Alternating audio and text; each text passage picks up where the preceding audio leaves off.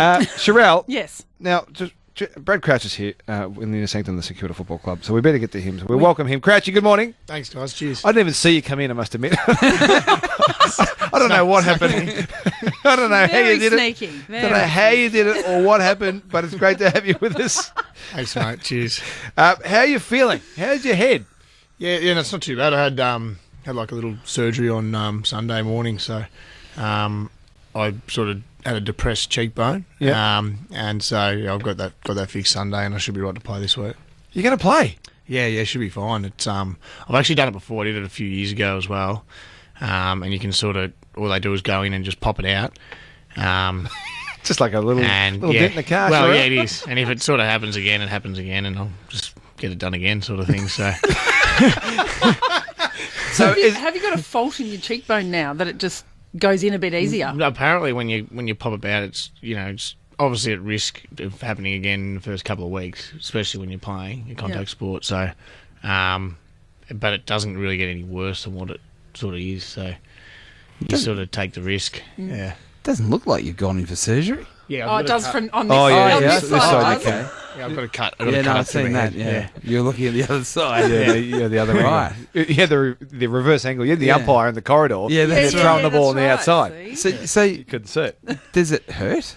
Like when it first happened, it hurt a little bit. Like I had to go down and get a concussion test as well, which is a bit annoying. I probably played with 15 minutes or so where I sort of knew what had happened, and I knew I wasn't concussed. But then I had to do the right thing and tell the doctor that I'd had a knock.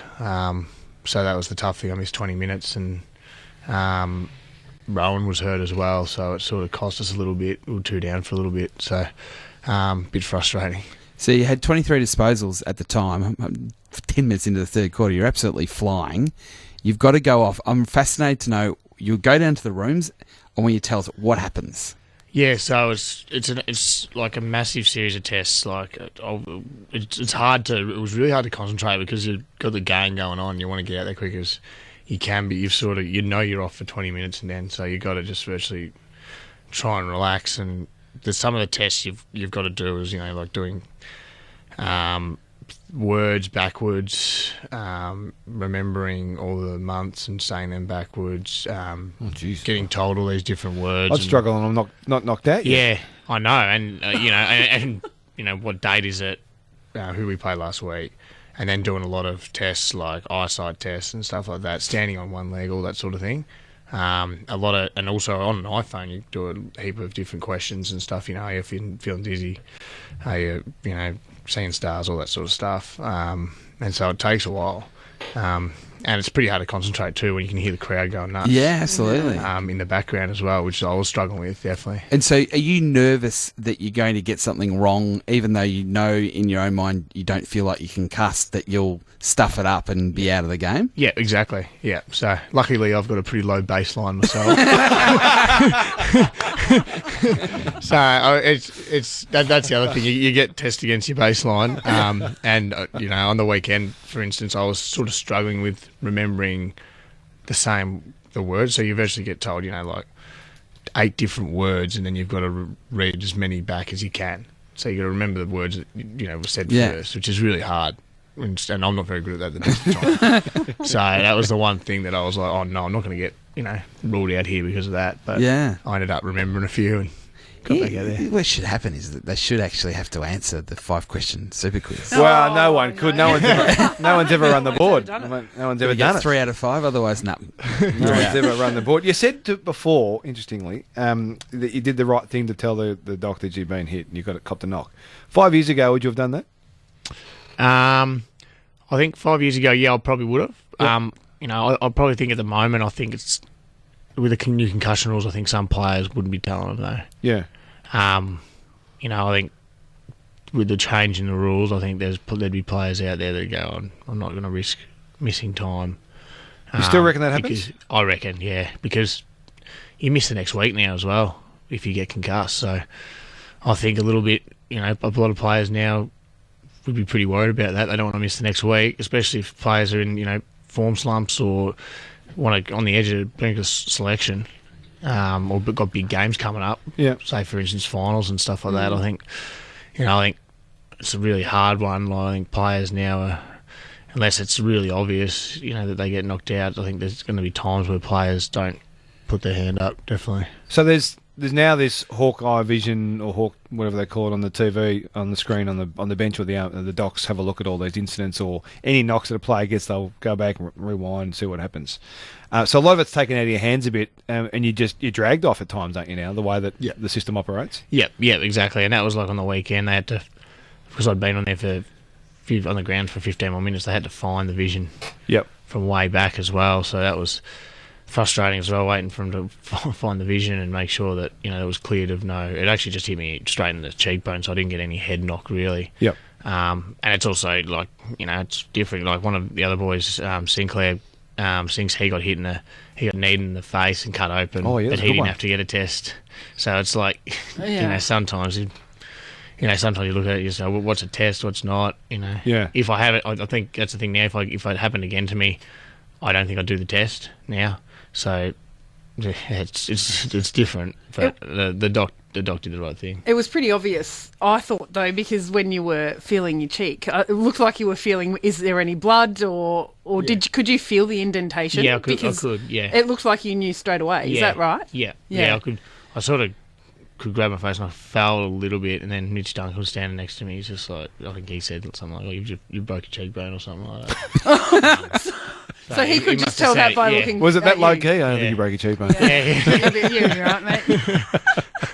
So it was sort of. I'm happy I did the right thing at least. So will you have to wear a helmet or something like that this week to play? Yeah, there's the option of doing that. It's going to affect your really neat hair. Jason Dunstall sort of areas. No, I thought about doing that last time I did it, and I found it really hard to see and stuff, and it was actually hurting just pressing on the actual bone as well. So I didn't wear it last time. I don't think I'll do it again. No. So what do you have to do to prove you're right to go? Because it's not a soft tissue situation where it's about running. What do you have to do? Yeah, all I virtually have to do now is just get through training, and I should be fine. Like, I've virtually just been cleared already to play. So it's one of them injuries where I think a lot of players have played with it in the past, and sometimes players miss for a couple of weeks from it. I remember, I think a few of the boys over in Adelaide did it and missed a couple of weeks, but it probably depends on how severe it is, and because I've done it before, I sort of know that I can play with it and that as well. So I'm pretty confident I'll play. Probably just a little bit tougher than others. I wish I could say that, but I don't think that's the case. You mentioned Rowan Marshall before. We're waiting on some scans to see how his foot pulls up, but it was a significant moment in the game, wasn't it, when he had, and yourself, as you said, but when he had to leave the field? Yeah, it was. He it's been frustrating for him because he's sort of had this injury in his foot for a while now. He missed a lot of the pre-season, and then now he's struggling with it again, and he's, we've probably seen how vital he is to us at the moment. Like, he's such a good player, and it killed us, I think, on the weekend not having him out there, because he gives you that dynamic with Paddy that not many teams have. They're two really good ruckmen, and also a great option up forward. Can you talk to me about the kicking at goal? I know I don't know if it's something you want to approach. I'm a goal shooting coach at netball, and it can be a really tricky thing when your radar goes off to get that confidence back. 5 goals, 17 points on the weekend, and a bit of a shift in that could have changed your fortunes, that's for sure. So in the aftermath of that, is there a focus on it? Do we talk about it? Do we do more work on it? Or is it just you put it to the side as an anomaly? Yeah, we have spoke about it a little bit. The week before we were pretty bad as well against Gold Coast, so it was sort of been a bit of a focus for a couple of weeks now. Like, as a player, particularly as like I'm not a forward, so I feel for the forwards as well, that it's their responsibility to kick the goals, and they cop it all when we don't kick the goals. So I myself don't want to put them under too much pressure, because I know what it's like. But I think the main thing is we're trying to make sure everyone has a solid routine. That's we've spoken a little bit about that. And I reckon most of our forwards will be kicking a lot of goals at training in the next couple of days. Yeah. Are they allowed to? Yeah. I think in terms of, like, I think compared to the years and years ago where players have hundreds and hundreds of shots at goal. Yeah.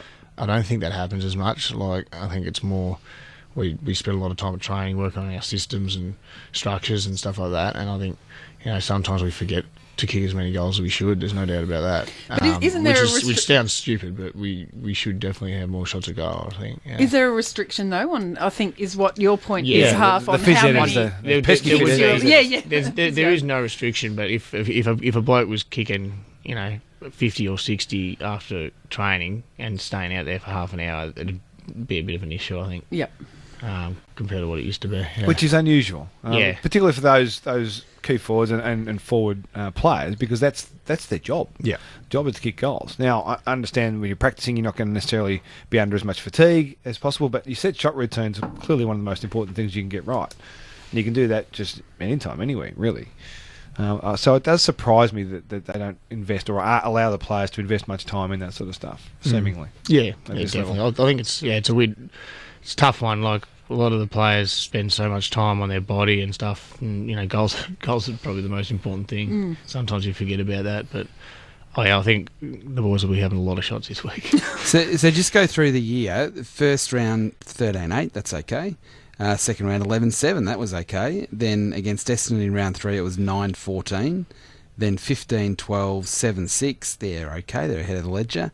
Then we start to have some problems. 5 goals 9 against Port Adelaide, 19-14 in that big win over Hawthorn, and then the last 2 weeks 8-15 and then 5-17. So that's 3 of the last 4 weeks. It's not great. Yeah, not in good form. No, you probably shouldn't have heard that, but Well, not a good goal kicking form, but you're providing opportunity. You're getting looks. Yeah. So I that's- imagine, yeah. considering how fluctuating your form was in that sort of early part of the season, to be able to get good looks consistently is a positive sign that your system is working. Yeah, exactly. I think we're starting to really come together in terms of defence stuff. Like, early in the year, we're getting breached pretty hard. Yep. And we've worked a heap on that at training. We're starting to really do well at that and stop teams from scoring on us. We, even on the weekend, Geelong are such a good team at the moment, and we stopped them from marking the ball and kicking it around early on. I think they had 35 marks in the first half, and Yep. we really focus on that. So we're doing so much good, and it's frustrating because even Max has obviously been hit pretty hard this week in the media and stuff about his kicking, but he's looking like he's going to tear a game to pieces at some stage. Yeah. And he's actually taking marks, so you'd sort of rather players like that having a good look at it and having 6 or 7 shots on goal than a bloke not having a shot on goal. So. Well, it's worked out okay for Max. Big contract coming his way, isn't Yeah, it? exactly. It's worked out really well for him. Hasn't been a bad week. Might be the key. Hasn't been a bad week for Big Max, but it does. I mean, I'm and having lived through this myself, not as often, where you play really well and you don't win. And against a really good team, one of those, and Whitey talks about this a lot, those 50-50 games, the 8-pointers, where if they win, it's a separation from you. But if you win, boy, it puts you in a great spot. 5 and 4 is different to 4 and 5 because you are playing catch-up from this position. How annoying and frustrating was it to know you played so well and weren't able to get the chocolates? Yeah, it is. It's pretty frustrating. A little bit the week before was a little bit frustrating as well. During the game, it felt like one was slipping away from us as well. Yep. Like it's been a really tough start to the year for us, where we've been in and out of games and had some real up and downs. And so on the weekend again was really frustrating because we felt that a lot of the game was played on our terms as well. But I guess Geelong are a team, an experienced team, hardened team that they only need 10 minutes to get the job done against you and have some good moments. So it is pretty frustrating at the end of the game where you think that game was played pretty well the way we wanted to play and we still lost. But obviously kicking 5 goals 17 doesn't help either. That is true. So you've now played 7 games. So it's the third or fourth time we've chatted to you, and when we first talked to you, you hadn't played a game yet. You've averaged 30 disposals over the last 3 weeks, 32, 30 and 28, and you would have had probably 40 if you didn't go off on Friday night. Have you been surprised how quickly you fitted into the midfield mix? Because I think particularly that game against Gold Coast in the second half, it looked like the Brad Crouch that we know with what you're able to do at Adelaide. Yeah, I'm really starting to feel really good, particularly over the last 2 or 3 weeks. It was a little bit early days. I was a little bit, we weren't playing really well as a side. I was trying to work out where I sort of fitted in, and when you come to a new club, I just wanted to sort of just make sure that I was doing everything right by all the boys, by the coaches, and doing whatever I can for the team, sort of thing. So I guess when I come in, I wasn't like anything. I was a little bit uncomfortable as well, and trying to find my feet, and it took me a few weeks, but I'm really starting to know where I stand and what they need from me, and at the moment I'm just trying to bring as much pressure as I can on the opposition when I don't have the ball, and then get after it and win stoppages for us, and get the ball out to our runners. And that dynamic, I mean, I noticed quite a few times, particularly on Friday night, that the partnership you got going with Jack Steele, you both hunt the footy, you're both tough around the contest.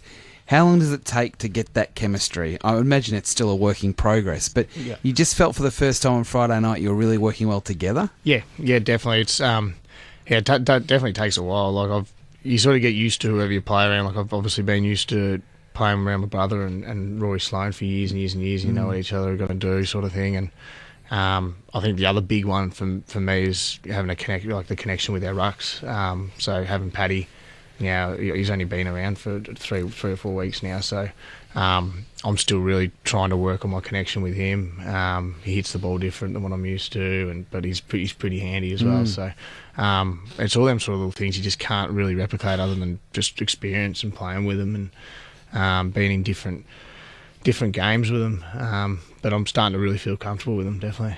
Big game on the weekend as we cast our minds forward to Saturday night against the Bulldogs. Fairly in form, one might say. Have you cast your minds forward to that yet? When does that start during the week for you guys? Yeah, it'll start mainly tomorrow. We have a main training tomorrow, so we'll speak a fair bit about them tomorrow. And they're in great form. They had a massive win over in Adelaide. Our draw doesn't get any easier at the moment, so we sort of find ourselves keeping them in these tough games, but it's going to be a massive game for us, and I think both home teams at Marvel Stadium will be a good game. Well, it's interesting you say that about the draw, because the world famous form ladder, which I put together every year, Brad. Own form ladder. It's a world famous thing. People love it and make lots of money out of it too. It has you as the third most difficult draw to this point in the season, and that, as you say, it doesn't get any easier because you've got the Bulldogs this week. You've played GWS, so top half of the ladder. You've played 6 of the top 9. You've played GWS, who are 9th, Melbourne, who are 1st, West Coast, who are 7th, Richmond, who are 8th, Port, who are 5th, Geelong, who are 3rd, and you played the Bulldogs on the weekend, who are 2nd. So after this week, now go your hardest this week, and I'll be there Saturday night cheering you on. But after this week, it has to open up. So you if you can keep this momentum and keep the way you're playing, you're going to get some teams that aren't anywhere near as good as the top 6 or 6 of the top 9 or 7 of the top 9 on the ladder. So you're going to get some looks. So this is the test. This period is the test for you, and then it's about maintaining the rage, I suppose, against teams that you probably should beat. Yeah, definitely. I think our draw still is a little bit tougher, even after the bye. It can't get any tougher than that, mate. You played everyone. We play. I think we get Richmond again straight after the bye, and then I think we play the next one, the MCG, against some. It might be Carlton. But yeah, we do. I think at the start of the year we were rated the toughest draw out of any team, which is, but there's no excuse, because it changes throughout the year. So teams that you wouldn't have thought were going to be good at the start of the year are good, and it all sort of works itself out. So I think it's going to be tough either way. But yeah, it should open up for us, and hopefully we can win a few more. I don't mean smart by asking this question, but are you a good team? I'm really confident in the way we're playing. Yeah, definitely. I think from last year, watching on, I was not intimidated by the Saints, but really rated them and love what they sort of brought. I thought when I played against them, I was sort of thinking, probably out of any team that played like Richmond, I thought Saints played like them a bit. And now being part of it, I'm really excited, and I'm pretty excited about some of the young players that we've got, and I see firsthand how hard they're working and how hard we're working. So I'm even though we're 4 and 5 at the moment in a bit of crossroads, I'm pretty excited about this season, definitely. Yeah, you got the Bulldogs Saturday night at Marvel Stadium, then you got the Kangaroos at Marvel Stadium next week, then Sydney at Marvel Stadium, and then you got Adelaide and Cairns at Kazala Stadium in Cairns before you get to the bye. Then the Tigers come knocking. So it's a big 4 weeks for you. Yeah. But I reckon after that, it does certainly open up for you. So I reckon you'll be right. Just before we let you go, you Crouch boys, you love surgery. Matt's going through some action too with the groins. Yeah. Have you spoken to him this week? Yeah, I have. He came over to Melbourne on the weekend actually and stayed with me. So he's going in on Friday, I think it is. To have surgery on his groin. So is he done? Is that it for the year for him? Nah, I don't think so. He'll hopefully be back in I think about 6-7 weeks is what he's planning to do, and hopefully play the last 5-6 weeks of the season. But it's been a pretty tough year for him because he's been sort of feeling good and then set back and sort of taken one step forward, two back the whole year. So it's been frustrating. So it's good to see him getting something done about it. Well, it's good to see you in here with a cheekbone that's popped back out.